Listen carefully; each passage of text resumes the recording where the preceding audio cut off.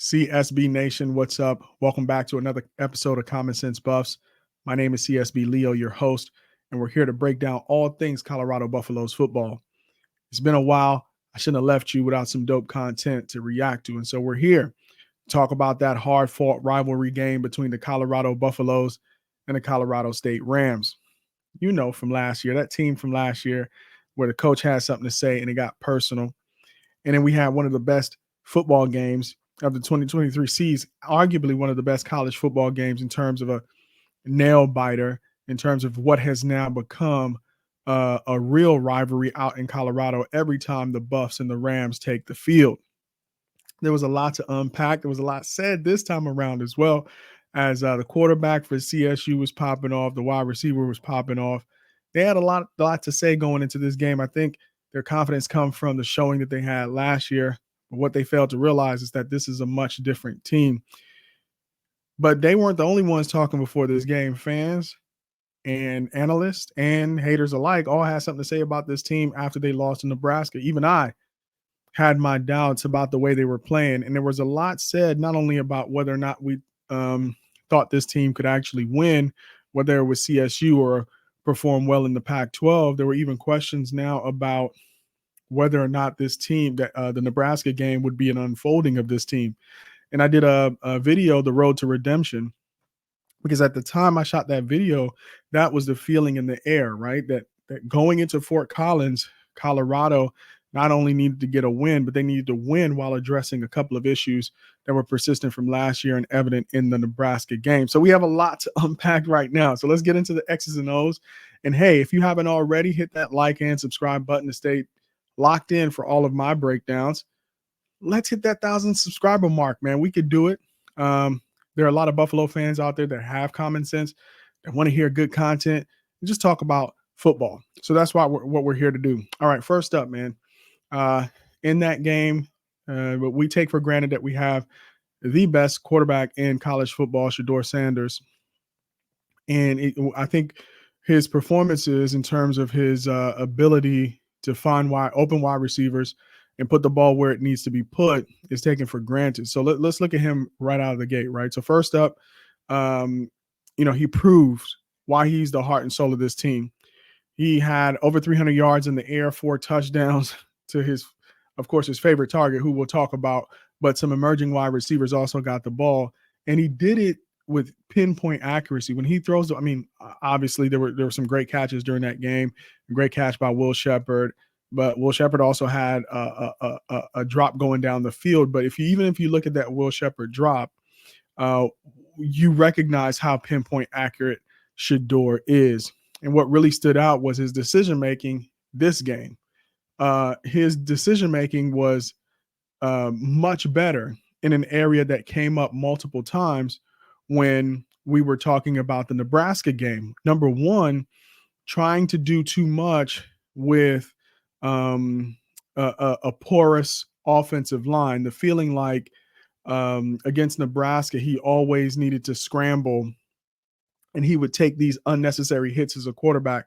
So one of the things that really came out, and I was very happy to see in this game, was that he was protecting himself. Of course, there were some hits on the quarterback. There was one dirty hit, in my personal opinion, that I considered targeting, where I think it was a defensive lineman hit him after he had thrown the ball, and helmet to chin contact. I thought that that should have been looked at for targeting. However, for this game, I think they only gave up 1 sack, and it was because he was making great decisions. That was one of the areas that he needed to address.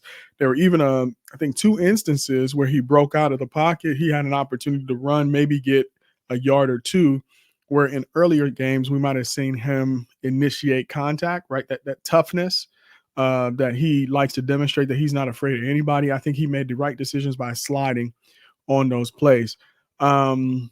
He consistently reads the defense well. He's able to spread the ball around, and he took what the defense gave him, right?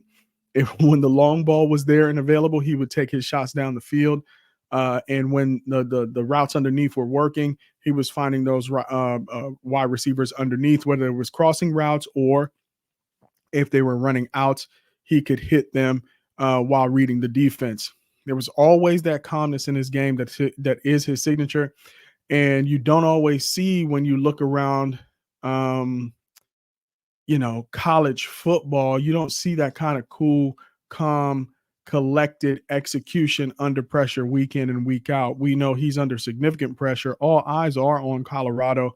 And so him having the ability to maintain his calmness in that game, especially with all the trash talk beforehand, coming off of the defeat in Nebraska, there was a lot of pressure on that game. And so he was able to continue to keep his cool, be who he is, and continue to perform well. Now, you can't talk about Shador without talking about his wide receivers.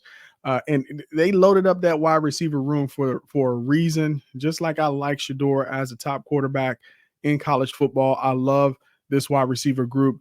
I take this group hands down, right? And so his two favorite targets this game were Travis Hunter and LeJontay Wester. He's developing chemistry with them. You can clearly tell that. He already had chemistry with Travis, but now it's becoming apparent that he's forming a real relationship and being able to understand how his wide receivers view the game and be able to target them and give them the opportunity to make plays in the areas where they're the strongest. So, it's clear, though, that his go-to, right, when he really needs a play, he's going to go to Hunter. And he had Travis Hunter had 2 touchdowns in that game, 13 catches, 100 yards. He even dropped one early in the game where he would have had more yards than that.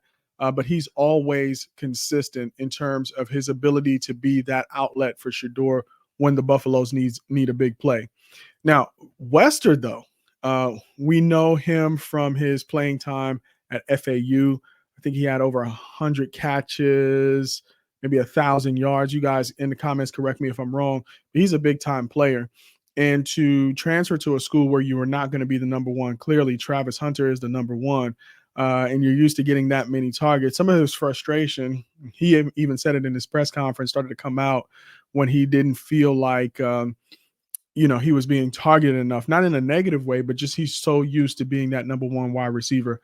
And so now they're starting to form that chemistry and make those adjustments. And Wester is available to Sanders to help him make some big plays in the pass game. So he's really starting to emerge as a playmaker, which I love. He had 2 touchdowns as well to go with Travis's 2. And that's huge. Wester's speed, and that was on display, and route running are starting to complement what Hunter brings, giving Sanders more weapons to work with. All right, so let's talk about that wide receiver room that I love so much. So we already talked about Hunter. We already talked about Wester, and they're clearly stars in the receiving core. But let's talk about Will Shepard. Now, he saw an uptick in his targets this game, which is a positive sign, but there are 2 plays he just didn't convert, man. There was a third down, I think Colorado was driving. It was 3rd and long, maybe 3rd and 11. Looked like a shallow post, or maybe just he was running an in route or a deep slant, and Shador threw the ball, right? Now, it wasn't exactly on the numbers. He led him a little bit because the cornerback was playing tight defense on him. And listen, if you're a big time wide receiver, you have to make plays like that, right? So I'm a big Will Shepard guy. I made a video early on in the channel's life. I said he's going to be a problem this year. But again, as part of finding their rhythm, he needs to be able to make that play, right? You got to haul that ball in. 3rd and longs, you're open. You have enough to make that play. So I'd love to see more consistency from Will Shepard. There was also a big play, maybe like a 40-yard pass. He had a step on the corner. There wasn't a lot of separation. Again, the corner could disrupt him a little bit, but certainly couldn't disrupt him enough to break up the pass. And so that's another play he has to make down the field, because the competition is going to ramp up. My understanding, I haven't looked at Baylor yet. I will, and do a video on them, is that as conference play comes, he's going to be playing against better defensive backs, and he's going to need to be able to make plays even while he's being blanketed, right? He needs to be that kind of difference maker in the wide receiver room. And he is settling into the system. It was just his 3rd game. So I'm sure he's going to find his stride. And so no need to hit the panic button there. Yet I am a believer in Shepard. All right. What are some other people who play very well?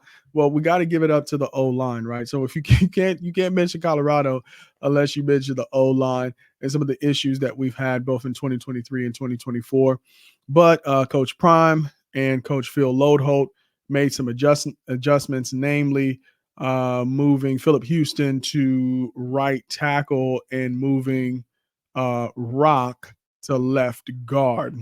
And those changes seem to be an improvement over what we saw from the O-line against Nebraska. Now, a lot is different. You can't, these are not apples to apples comparisons, but this is an improvement in terms of run blocking. So, the football is won in the trenches, and the modern tight end in any offensive scheme can be used effectively both as a blocker and a pass catcher. And I love the fact that we had a tight end in the game, Sel Smalls, getting him involved. He registered his first catch of the season.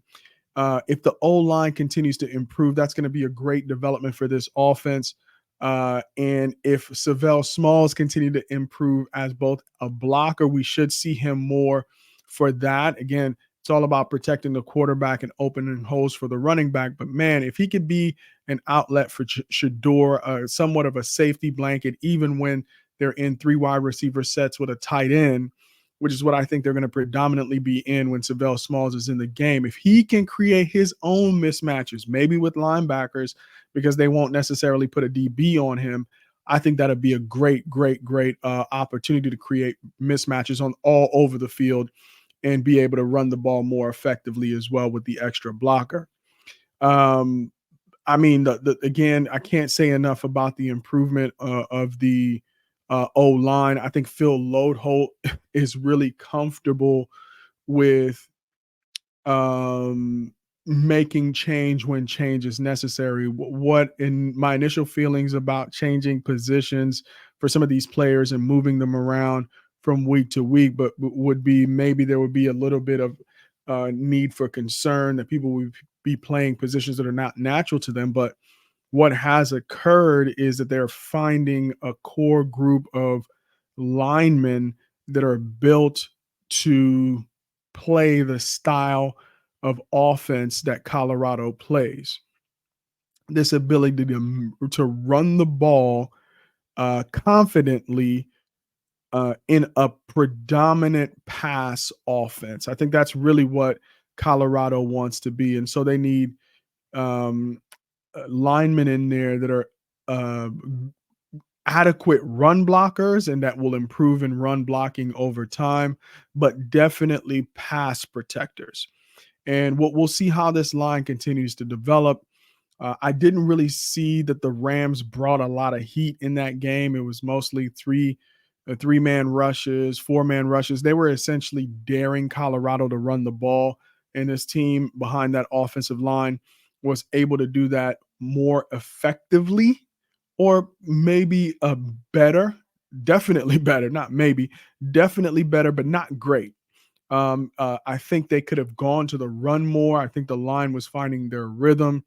But I think this game, the trend will continue, and this line is going to continue to gel, find consistency, and we should see more balanced offensive production moving forward, especially in the run game. Now, that's a perfect segue.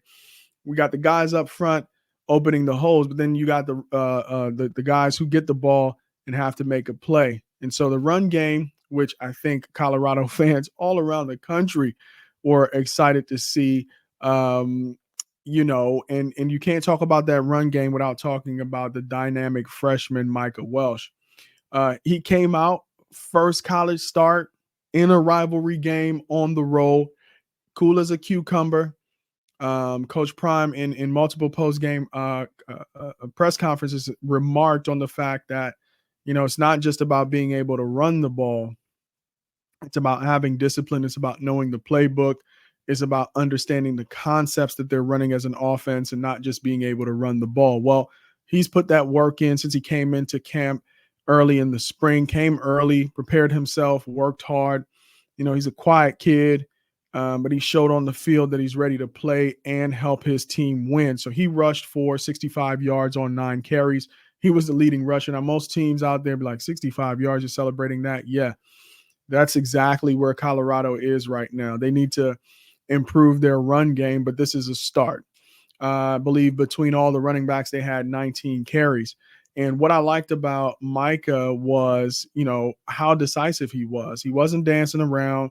He was, if there wasn't a hole, he was willing to bounce it to the outside. But you could tell he runs with his eyes and he's following his blockers. He's not out there guessing. He's looking for the hold. He's patient enough to allow the hold to develop, and then he hits it. And he broke a couple long runs, including I think one. I don't have that stat, but he broke a couple long runs. Now, what emerged because Dallin Hayden was hurt this game was RB2 in this game, which was Isaiah Augustave. He chipped in with, I believe, a little over 30 yards, maybe 31 yards, and he was a nice compliment. Now, I like his running style, but I saw Flea in a press conference, and Fleece commented that Isaiah really needs to work on his footwork. Although I love how he runs really tall, really high up. You can tell he's a big back, but he has speed. Is his center of gravity, right? Bringing that down just a little bit so he has that forward lean when he runs the ball. Unfortunate for him, he did have a fumble, but hey, listen, at least he's getting the ball and he's making plays for this team. And I love to see these young guys develop. Now, what's the most important thing here, right? It's not how many yards. Well, it is. How many carries? Yeah, it is. But it's a start of what I think is a more established run game playing a role in the Colorado Buffaloes offense, which is going to take pressure off Shador and open up opportunities for play action, which I would love to see out of that pistol formation and really selling it, right?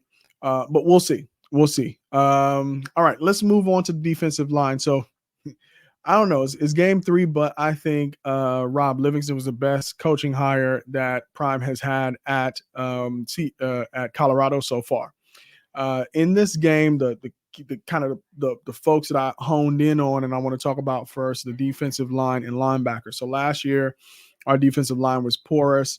Our linebacker play was not strong, and therefore teams were able to run the ball on us, and that needed to be an area of improvement. And so on the D line, they're continuing to improve week in and week out, and you can tell that they're buying into Rob Livingston's system, and hence the title of this video, Starting to Believe. And I really want to go on the defensive side of the ball with this, because I think week over week, you can tell that the defense is buying more and more into Rob Livingston's defensive philosophy, the defensive identity, and the way they play the game, trusting that their teammate is going to be where they need to be, and they don't have to be worried that they need to be thinking for two people. I think one of the things that the players commented on is that he's not trying to make it complex. He's looking at the tools that he has, and he's calling a defense to match his tools. And he brought a lot of pressure this game from a lot of different directions.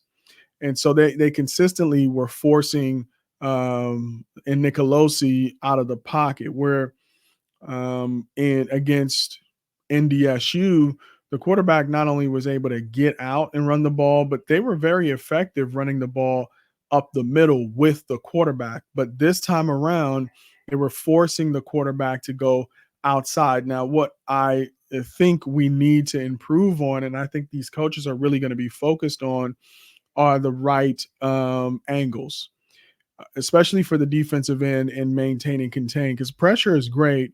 But when you're playing against a quarterback who can really run the ball and hurt you, if you're not in your right spot, it's going to make it a lot easier for those quarterbacks to get out of the pocket and take off running. And if the secondary starts to feel like the quarterback is going to take off running, they might take their eye off coverage. So we continue to need to see a rush. I think a couple folks on the team have commented like, I want to see them get to the quarterback more. Deion Hayes was effective in this. I think he registered 2 sacks, and they got for sure one with him where they registered their first sack of the season. So they're disrupting timing, man, which we love to see from the defensive line, making quarterbacks uncomfortable and forcing mistakes. Back to the edge rushers. I know Dancy's going to be on them. D-Lou's going to be on them. Sapper is going to be on them. And it has to be a focus in practice this week. It's an relatively easy, correctable issue, but one that you have to address, right? Keep contained, take the right angles, before we hit the tougher part of the schedule where we have more quarterbacks that can really run the ball and hurt you on the ground. So let's talk about linebacker play. They keep calling this the law firm of Hill, Green, and Bentley. These guys were all over the field making tremendous plays, and Hill Green made a statement, right? He's a starter now.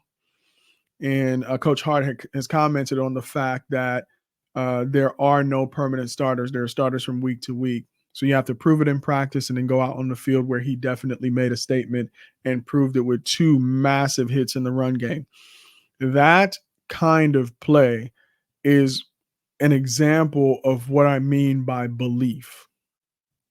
These guys are playing the game of football like it should be played. That is how a linebacker should play linebacker. You need to be able to read and react and come downhill and make running backs not want you to hit them again, right? Make them hesitant to come in your gap. Make big plays, make statement plays that fire up the defense. And that can only come when players truly start to believe in a system. And the same thing for Bentley, right? The Mr. Consistent, Mr. Trust the Process. The fact that he improved throughout the second half of the 2023 season. He comes back on a team where a lot of people were jumping ship. He stayed the course, true to his word, trusting the process. And now he is the highest graded linebacker the CSU week on PFF. And he's making grown man plays, right? The running back was running the ball on a long CSU drive. They're probably on the 7 or the 8 yard line. Bentley gets in there for the tackle. He has the football IQ to strip the ball, and you can just tell how strong he is. Ripped it right from him and recovered the fumble. So it's a little bit of a making up for the missed interception against Nebraska by him creating his own turnover this game. These guys are playing with an edge and the physicality we didn't see much last season.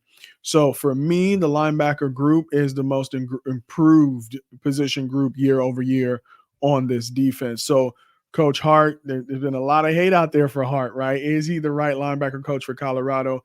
If these guys continue to play like this, it's going to silence a lot of critics, right, of Coach Hart and the way he coaches or has been coaching at CU. And, not really last, but second to last, I want to touch on the secondary.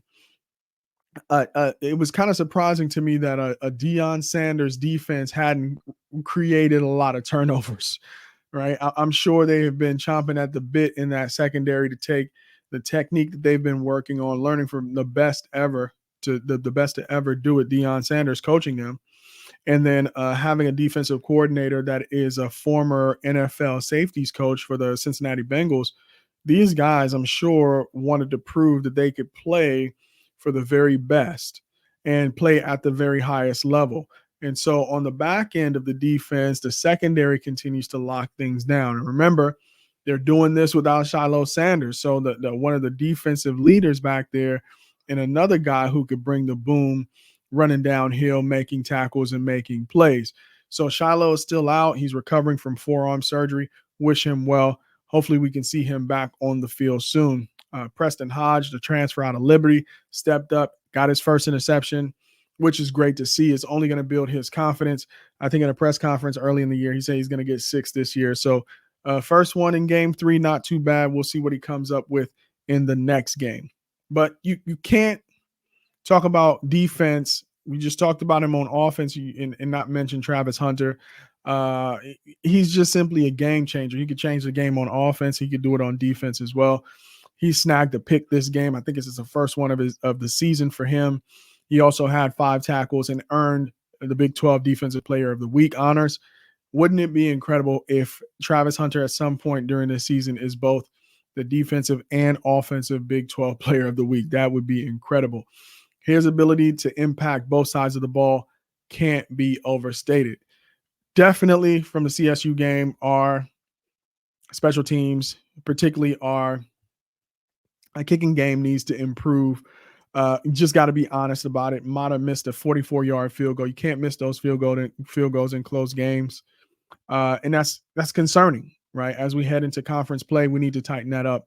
So Prime has confidence in him. I'm sure special teams coaches are going to be working with him, and he's pushing himself too. So again, much like some parts of the offense that takes a while to get going. Hopefully, Mata gets locked in, is ready to go now that we're in conference play, and begins to punish teams for allowing us within field goal range. We have to take those points when those opportunities are there for us. On the positive side, though, Mark Vissett continues to pin teams deep. He is a weapon. And so that's why for us, if a drive either ends on a touchdown, a field goal, or Matt Vissett punting the ball, you're still on the positive side of things. So don't turn the ball over. Don't go for it on fourth down unnecessarily. You can put the ball in Vissett's hands, and he's going to put a punt inside the 20. I think he had 2 inside the 20 in this game. And now another thing is he had a breakout game as a wide receiver. I'm looking for LeJontay Wester to have a breakout game as a punt returner. I can't imagine what it's like to have Coach Prime with a close relationship with Devin Hester and not pick up a tip or two from both of the best kick returners in the game. I'm just excited to see him break one and what he might do in celebration with Coach Prime. So, it's coming, right? And trust me, a LeJontay Wester punt return for a touchdown is coming this season. So here are my closing thoughts, y'all, and thank you so much for hanging out with me. The bottom line is if Colorado can keep Shador Sanders protected, continue to establish the run game, and get consistent pressure on from the defensive side of the ball, this team is going to keep climbing. All the pieces are here, y'all. Now it's about execution and consistency as we head into Big 12 play. Thanks for watching, Buffs Nation. If you like the breakdown, don't forget to like, subscribe, and drop a comment with your thoughts on the game. Let's keep the momentum going and hit 1,000 subscribers. Let's hit 1,000 subscribers in like 30 days. All right? I know y'all got me. And thank you to all my new subscribers. Big shout out to all of you guys who are here first, liking and commenting on the content. All right. Until next time, peace.